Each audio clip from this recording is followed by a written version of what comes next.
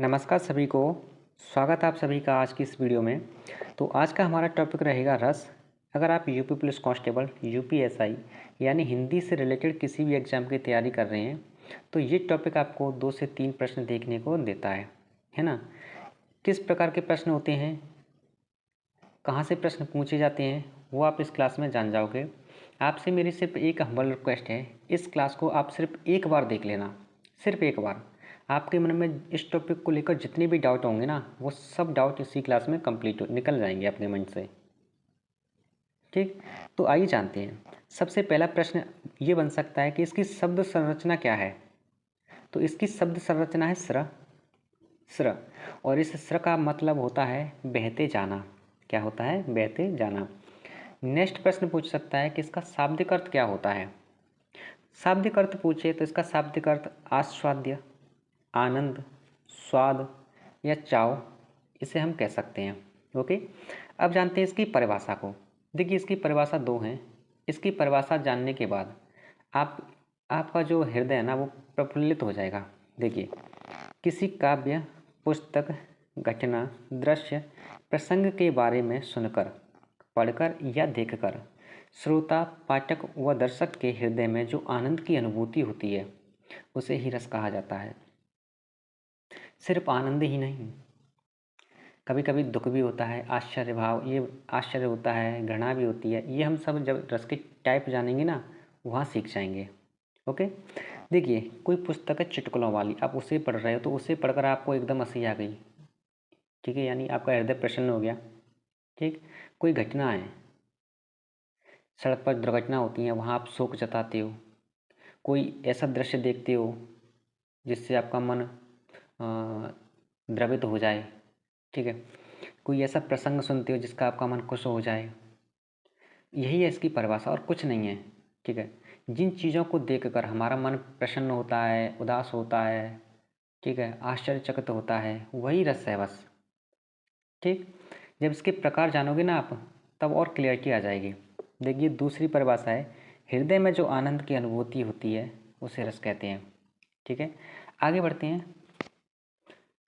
अगला प्रश्न आपसे इस टाइप से पूछ सकता है कि रस के प्रतिपादक, प्रणेता, प्रवर्तक या जनक किसे कहा जाता है। तो आचार्य भरत मुनि को। आचार्य भरत मुनि ने ही अपने नाट्य शास्त्र में रसों की रचना करी थी। ठीक है, रसों के ग्रंथ को क्या कहा जाता है? नाट्य शास्त्र कहा जाता है। यानी इस नाट्य शास्त्र में ही आचार्य भरत मुनि ने रसों की रचना की थी। इस नाट्य शास्त्र को पंचम वेद की उपाधि दी गई है। इसके अंतर्गत यानी इस नाट्य शास्त्र में 36 अध्याय आते हैं। ठीक है, चौथा प्रश्न, अगला प्रश्न आपसे ये बन सकता है कि रस के अंग या तत्व कितने हैं। तो रस के अंग या तत्व पूछे जाएं तो 4 होंगे। कौन कौन से? विभाव, अनुभाव, संचारी भाव और स्थायी भाव। विभाव, अनुभाव, संचारी भाव और स्थायी भाव, ये क्या हैं? ये रस के अंग या तत्व हैं। आगे देखते हैं, आगे और किस प्रकार के प्रश्न पूछ सकता है। देखिए, एक एग्जाम में, एक परीक्षा में यहाँ से प्रश्न पूछा गया था कि संचारी भाव की संख्या कितनी होती है। ओके, और संचारी भाव को किस नाम से जाना जाता है। देखिए, विभाव होते हैं हमारे 2 प्रकार के। विभाव हमारे 2 प्रकार के होते हैं। कौन कौन से होते हैं? एक आलम्बन विभाव और एक दूसरा उद्दीपन विभाव। ओके, अनुभाव, अनुभाव हमारे 4 होते हैं। 4 अनुभाव होते हैं।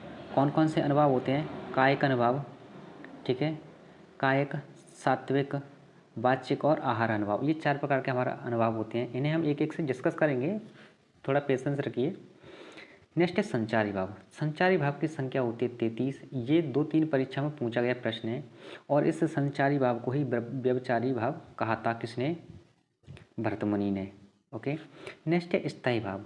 स्थायी भाव 9 माने गए हैं। कितने? 9 प्रकार के स्थायी भाव होते हैं। ठीक है, यहाँ पर एक रस का सूत्र है।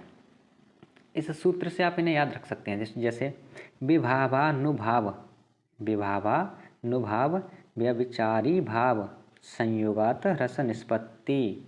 यानी विभाव, अनुभाव, व्यभिचारी भाव के संयोग से ही रस की निष्पत्ति होती है। ये किसने कहा था? आचार्य भरत मुनि ने। ठीक, आइए अगले प्रश्न पर चलते हैं। देखिए, आचार्य भरत मुनि जो है ना, इन्होंने रस के 3 घटक या तत्व माने थे। आचार्य भरतमुनि के अनुसार रस के तत्व या घटक कितने हैं? 3। कौन कौन से? विभाव, अनुभाव और व्यभिचारी भाव।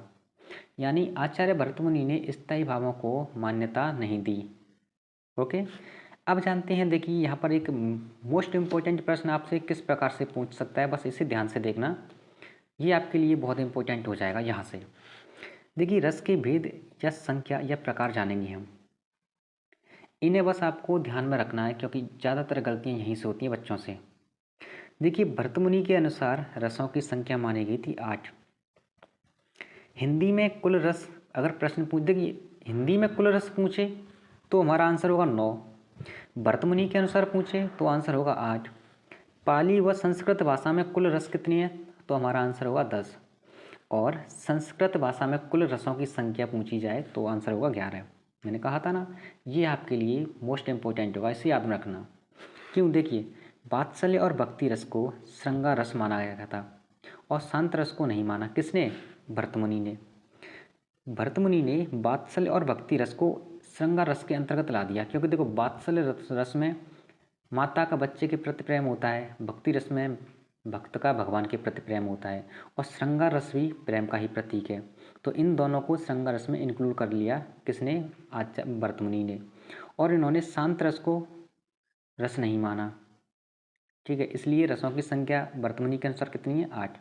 आया समझ में? अब देखिए संस्कृत में कुल रस कितने हैं? 11। लेकिन पाली व प्राकृत भाषा में रस 10 रह गए। क्यों? क्योंकि इन्होंने भक्ति रस को नहीं माना था। पाली व प्राकृत भाषा में भक्ति को, जो भक्ति रस है, इसे स्वीकार नहीं किया गया, इसलिए कुल टोटल 10 रस ही माने गए हैं। ओके, आइए जानते हैं अब इन रसों के प्रकार के बारे में। अब बस यहाँ अपना फोकस अच्छे से बनाए रखना, ये समझने की बहुत नीड है आपको, बहुत ज़रूरी है अच्छे से समझना, क्योंकि इन्हें समझने के बाद ही आप जो प्रश्न पूछे जाते हैं उन्हें अच्छे से आंसर कर पाओगे।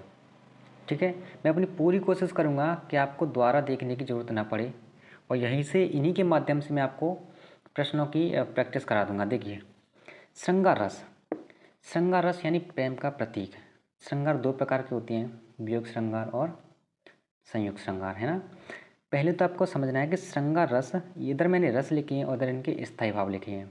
इन स्थायी भावों को जानने से के बाद ही आप किसी भी प्रश्न का आंसर दे पाओगे बहुत अच्छे से, इसलिए आपको इन्हें समझना बहुत ज़रूरी है। देखिए श्रृंगार रस का जो स्थायी भाव होता है वो होता है रति या प्रेम। और प्रेम 2 प्रकार से होता है, वियोग और संयोग में, है ना। जहाँ किसी से बिछड़ते हैं वो वियोग होता है, संयोग तो पास पास। ठीक है, वीर रस। वीर रस का स्थायी भाव होता है उत्साह। उत्साह यानी जोश। ठीक है, उत्साह यानी जोश। इन्हें मैं एग्जाम्पल के थ्रू आपको बहुत अच्छे से क्लियर कर दूंगा, बस आप पेशेंस बनाए रखो, थोड़ा ध्यान से देखो। करुण रस की बात करें, तीसरा रस है करुण, और करुण का स्थायी भाव होता है शोक। ठीक है, कोई व्यक्ति हमसे हमेशा हमेशा के लिए दूर चला जाता है तो उसमें होता है शोक या दुख। ठीक है, नेक्स्ट है हास्य रस। हास्य रस तो आप सबको बहुत आसानी से पता चल जाएगा। इसका स्थायी भाव होता है हास यानी हंसी। यानी जिस काव्य, जिस पंक्ति को पढ़कर आपको हंसी आए तो उसमें समझ जाना कि हास्य रस है। जैसे कहते हैं ना, भुजनी भुजंगा हंसे, ये आपने एग्जाम्पल सुना होगा। नेक्स्ट है भयानक रस। भयानक रस का जो स्थायी भाव होता है भय यानी डर। जिस उदाहरण में या जो भी आपसे उदाहरण दे के प्रश्न पूछे कि इसमें कौन सा रस है, तो उसमें देखना कहीं उसमें डर की बात कर रहा है, हंसी की बात कर रहा है, दुख की बात कर रहा है, जोश की बात कर रहा है, तो इस तरह से आप अपना आंसर वहाँ से निकाल लोगे। नेक्स्ट है रौद्र रस। रौद्र रस यानी इसका जो स्थायी भाव होता है क्रोध। क्रोध, ठीक है, और क्रोध यानी गुस्सा। ठीक, अगला है अद्भुत रस। अद्भुत रस का स्थायी भाव होता है विस्मय यानी आश्चर्य। आश्चर्य यानी जहां आपको चमत्कारिक घटना देखने को मिले, जिस एग्जाम्पल में, जिस उदाहरण में आपको चमत्कारिक घटना देखने को मिले, वहां पर होता है हमारा अद्भुत रस। ठीक है, नेक्स्ट है भीभत्स रस। भीभत्स रस। भीभत्स रस का स्थायी भाव होता है जुगुप्सा। जुगुप्सा को ही ग्लानि या घृणा नामों से जाना जाता है। यानी जिस उदाहरण में आपको ग्लानि घृणा वाले शब्द दिख जाएं, जैसे मांस, खून, ठीक है, इस तरह से, तो वहाँ पर क्या होगा, बीभत्स रस। नेक्स्ट है शांत रस। शांत रस का जो स्थायी भाव होता है वो होता है निर्वेद। क्या होता है, निर्वेद। निर्वेद यानी जितेंद्रिय। यानी जितेंद्रिय का मतलब ये है कि जिस भी उदाहरण में आपको साधु संत जीवन के रहस्य का वर्णन या प्रकृति के घटकों का वर्णन किया जाए उसमें शांत रस होता है। ठीक, आगे बात करें, आगे है वात्सल्य रस।